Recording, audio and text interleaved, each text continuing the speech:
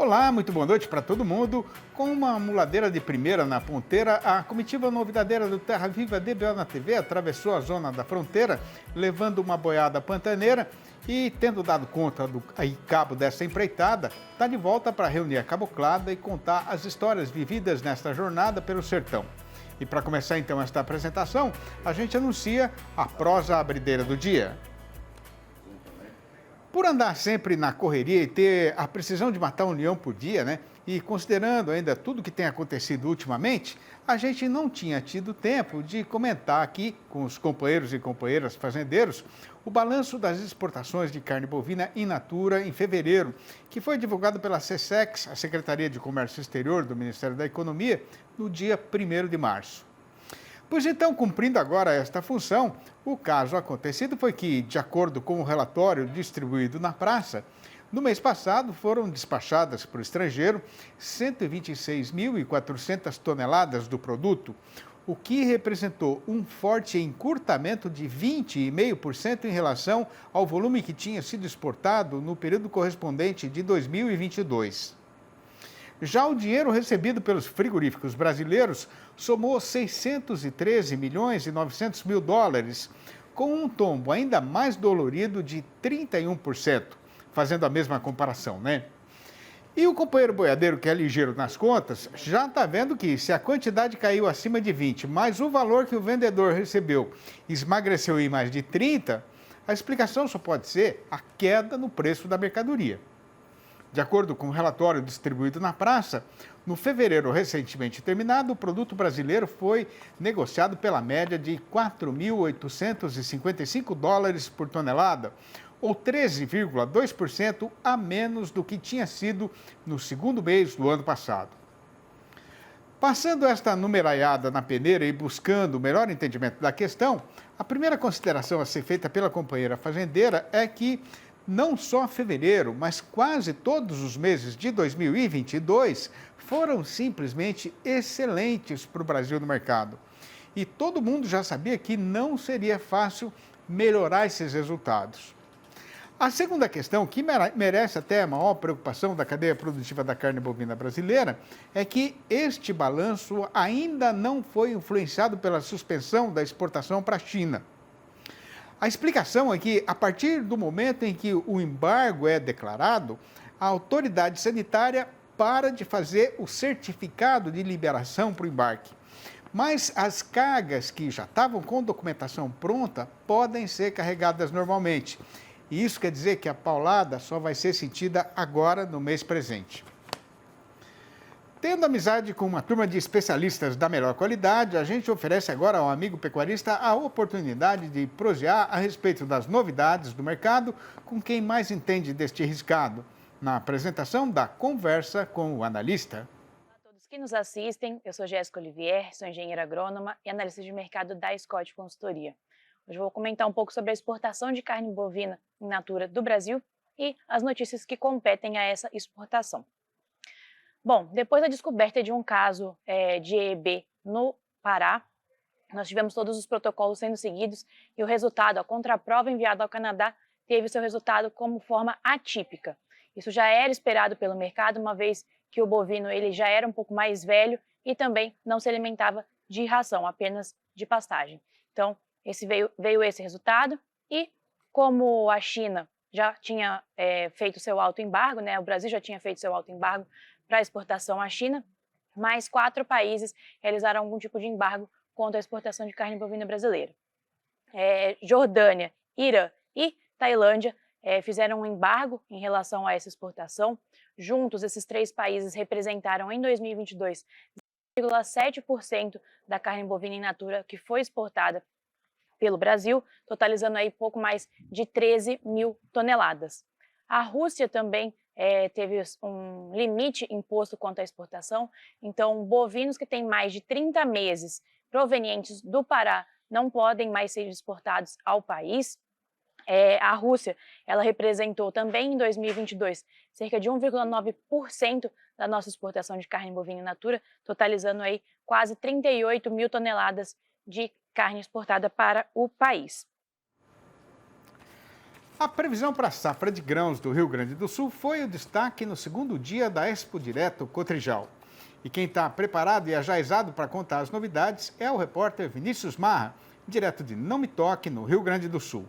Confira.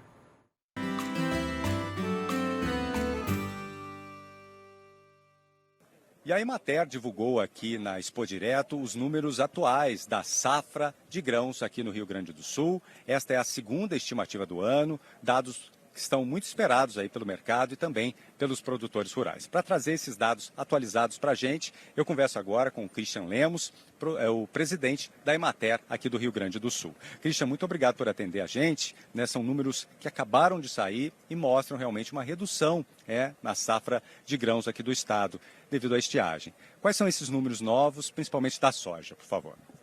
Vinícius, a soja nós temos uma expectativa aí de frustração em torno de 30% na safra, né? A estimativa da Emater no início da safra era de em torno de 55 sacas por hectare e hoje se avalia que devemos ter uma produtividade aí de em torno de 36 sacas por hectare.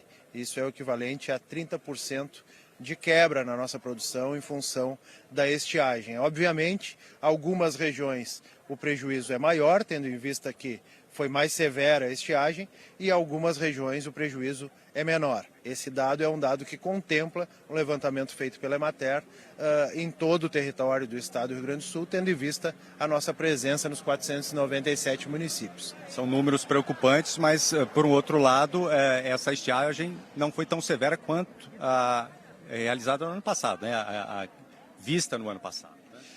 Os números apontam uma quebra um pouco menor que o ano passado, né? No milho, por exemplo, a nossa expectativa no início da safra era de 122 sacas por hectare. Hoje nós temos aí um cenário que aponta para algo em torno de 74 sacas por hectare. Então uma quebra de 40% também na produção do milho. Isso gera um impacto, né, em toda a cadeia produtiva, tendo em vista que o milho é insumo para ração, para diversos animais, né, que toda a cadeia produtiva animal também é impactada com essa questão da quebra na nossa produtividade no milho. Certamente o estado do Rio Grande do Sul terá que nos próximos meses aí buscar de fora do estado milho para poder abastecer toda a cadeia produtiva. Essa foi a segunda estimativa. Há já uma previsão para os próximos números a serem divulgados pela Emater. O senhor acredita que esses números possam ainda mudar? A gente acredita que hoje esses números estão, de certa forma, consolidados, como fotografia de hoje. Não deve ter grandes mudanças, que o número final a gente terá somente no fim da colheita agora, né, quando será apurado de forma definitiva aí qual foi a produtividade de cada uma das culturas. Christian, muito obrigado, viu, pela sua entrevista. Parabéns pelo trabalho que você se realizou aí na Emater. Até a próxima oportunidade. Muito obrigado. Até a próxima. Vinícius Marra, da Expo Direto 2023. A gente faz agora um intervalo ligeiro e volta sem demora. Faz só 5 anos que a raça Ultra Black foi reconhecida oficialmente no Brasil e de lá para cá a quantidade de interessados em criar esse tipo de gado não para de aumentar, sendo que no ano passado o número de registros no país teve um crescimento de 70% na comparação com 2021. E a novidade agora é que, para andar mais ligeiro ainda nesse trilho de conquistar o interesse e o coração do fazendeiro brasileiro, os animais da raça já vão começar a ser genotipados, o que vai garantir eficiência muito maior na reprodução. Pois então, para esticar uma prosa a respeito do Ultra Black na pecuária nacional, a gente vai ter a satisfação de receber a visita virtual do pecuarista Carlos Renato Ferreira, integrante do Conselho Técnico da Raça, que vai participar do programa falando ao vivo pelo computador, diretamente de Santana do Livramento, lá na fronteira do Rio Grande do Sul com o Uruguai. Boa noite, Carlos. Obrigado por você aceitar o nosso convite para essa entrevista aqui na televisão. Seja muito bem-vindo ao nosso arranchamento eletrônico e internetico. Boa noite, Sidney. Prazer é todo meu de estar participando do teu programa. Agradeço a oportunidade de nós trazer essa raça jovem para a discussão e para a vitrine do nosso país. E vamos dar uma conversada sobre os benefícios, sobre as vantagens de uma raça tão jovem receber uma seleção genômica, né? E, enfim, vamos para a prosa. Muita curiosidade a respeito, né, Carlos? Agora, para quem ainda não conhece, qual é a origem do gado Ultra Black, Carlos, e por que ele tem esse nome? Então, o Ultra Black ele tem uma origem nos Estados Unidos. Ele é fruto do cruzamento do Angus com o Brangus, o que contempla um grau sanguíneo aí de mais de 80% de sangue Angus e 20% de zebuíno. Nos Estados Unidos existe uma característica diferente daqui no Brasil, que a raça Angus e a raça Red Angus, elas são consideradas duas raças distintas e administradas por associações diferentes. Então, o Ultra Black ele tem essa origem em cima do Angus de pelagem preta, com o Angus de pelagem preta. Em cima disso, se criou, acredito eu, essa nomenclatura do Ultra Black, e como a gente importou a raça, importou o nome, ela veio dessa forma para o nosso país. Ô, Carlos, quais são as principais características e vantagens, né, que a raça tem para atrair aí o interesse do pecuarista brasileiro? É inevitável a gente falar nas características da raça Angus, a raça mãe, né? Já que nós estamos falando de uma raça que contempla 80% do grau sanguíneo Angus. Então, as qualidades da raça Angus, elas são muito bem conhecidas por todos nós produtores, né? Aquelas características de qualidade de carne, precocidade, temperamento, carcaça, enfim, são características bem conhecidas. E se incrementou nessas características do Angus essa pequena dose de grau sanguíneo zebuíno, exatamente para tentar trazer a rusticidade do zebu, né, para dentro dessas características concedidas pela raça Angus, principalmente para o enfrentamento de temperatura e parasitas. Eu acho que a principal vantagem do Ultra Black é ela não se desprender tanto das qualidades que a raça Angus contempla. Em cima do que você estava falando, né? É justamente o que eu ia te perguntar agora, né, Carlos? Dá para criar Ultra Black em qualquer região do Brasil? Sidney, o monitoramento que a associação nos passou, 5 estados brasileiros já contêm criatórios de Ultra Black. Em cima disso, a gente pode ter uma ideia de que, sim, é possível se criar Ultra Black nas mais diversas regiões do país, e com o advento agora da seleção genômica, onde ela vai nos predizer características como resistência a carrapato, pelame, tolerância ao calor, eu acho que ficará mais fácil ainda do produtor levar essa genética Ultra Black para estados mais desafiadores, principalmente por causa do clima e parasitas. Uhum. Ô, Carlos, explicando assim para a gente que não é técnico, né, nem tem conhecimento científico, o que é mesmo a genotipagem? Pois é, Sidney, é um tema que assusta um pouco os produtores, né? Porque quando se fala em genética, o assunto geralmente é complexo e as pessoas às vezes se desinteressam um pouco por não compreenderem direito a técnica. Eu sou produtor também, não sou geneticista, e procuro dizer aos produtores que, de forma muito resumida e talvez grosseira, que a genotipagem nada mais é do que a leitura do DNA.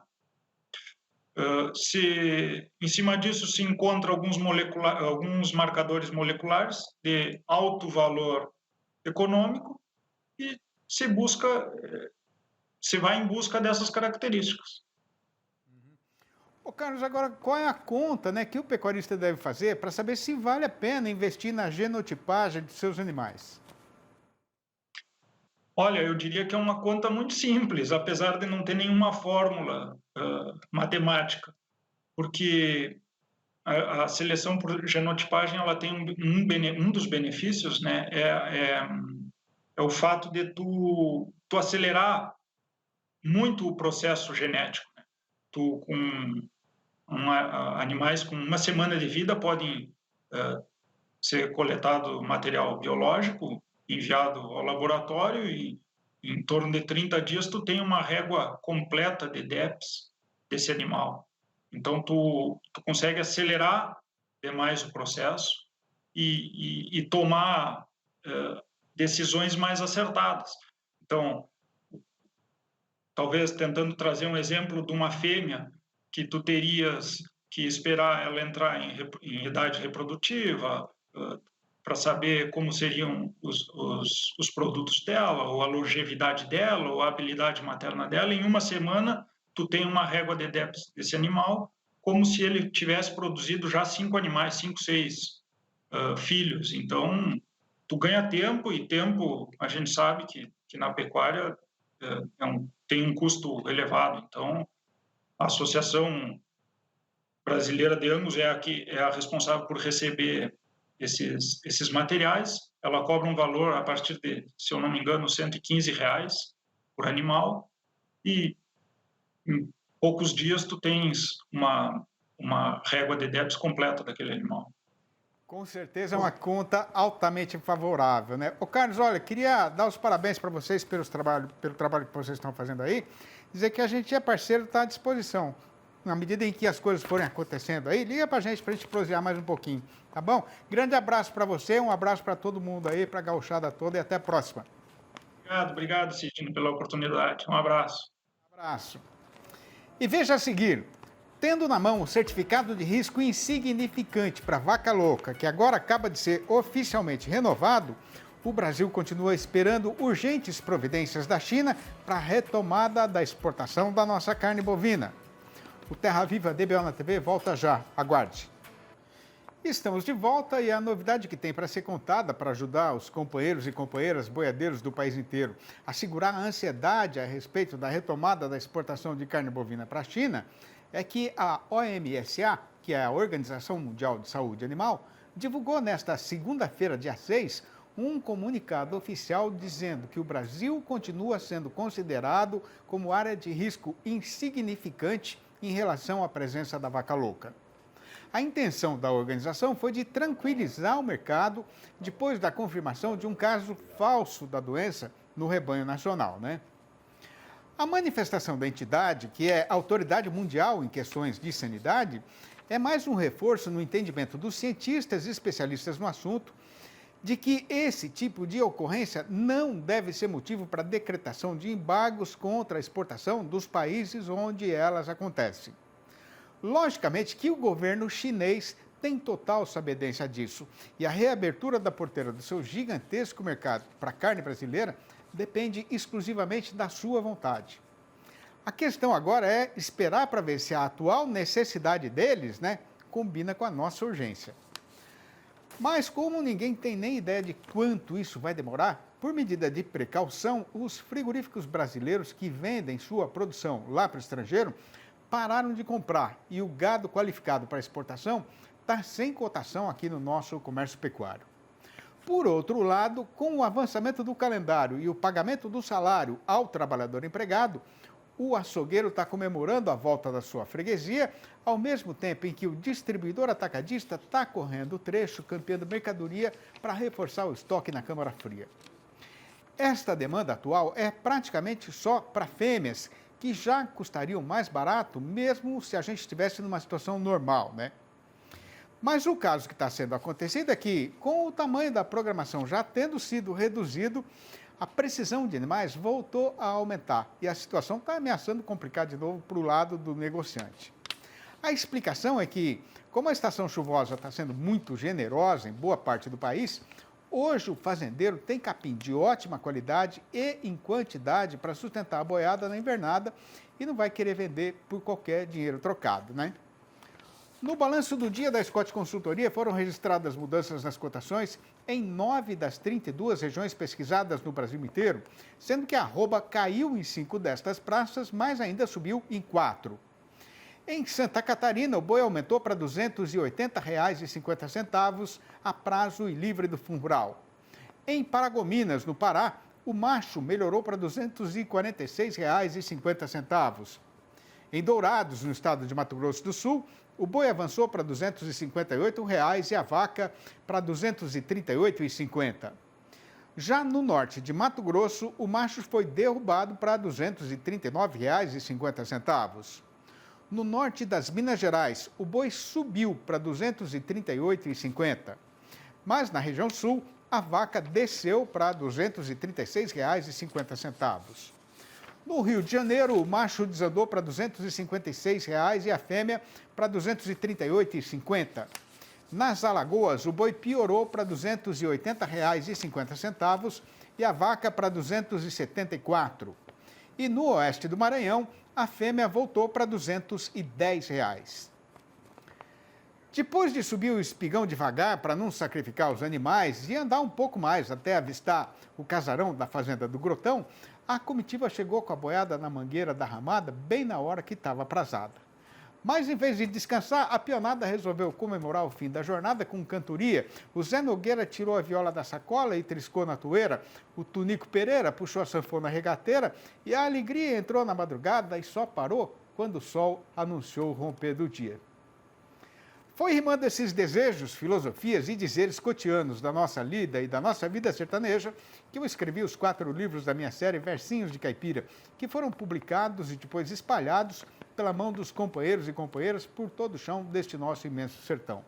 Se o amigo e amiga que estão aí na frente da televisão também têm esta mesma paixão pela nossa verdadeira cultura brasileira e quiserem saber como fazer para comprar um exemplar ou logo a coleção inteira, podem, por favor, me ligar diretamente para mim, no meu telefone particular, que é o 11 98 224 1807. Eu vou repetir, 11 98 224 1807. Ou mandar um e-mail para sidneymastico@uol.com.br ou ainda achar meu nome lá no Facebook. E tendo tido enorme satisfação de poder encontrar e prosear de novo com o povo aqui deste sertão, a comitiva vai dando por encerrada esta função e anuncia a retirada, mas já deixa combinada a volta do Terra Viva DBO na TV para amanhã, às 6h30 da manhã e às 7h25 da noite. Um abraço para todo mundo e até lá então.